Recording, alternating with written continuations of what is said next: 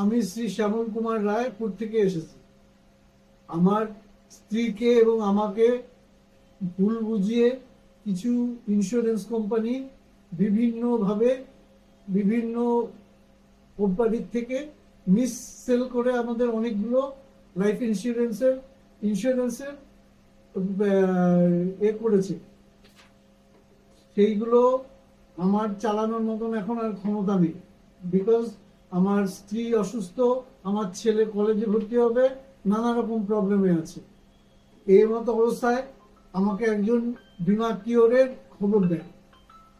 সেই বিমা কিওরে এসে আমি সেগুলো সারেন্ডার করি এবং তার থেকে আমি বেশ কিছু টাকা ফেরত পাই। আরো কিছু আছে যেগুলো এখনো আমি পাইনি, হয়তো পাবো ভবিষ্যতে। সেই আশাতে আমি আবার ওনাদের সাথে যোগাযোগ রেখে চলছি।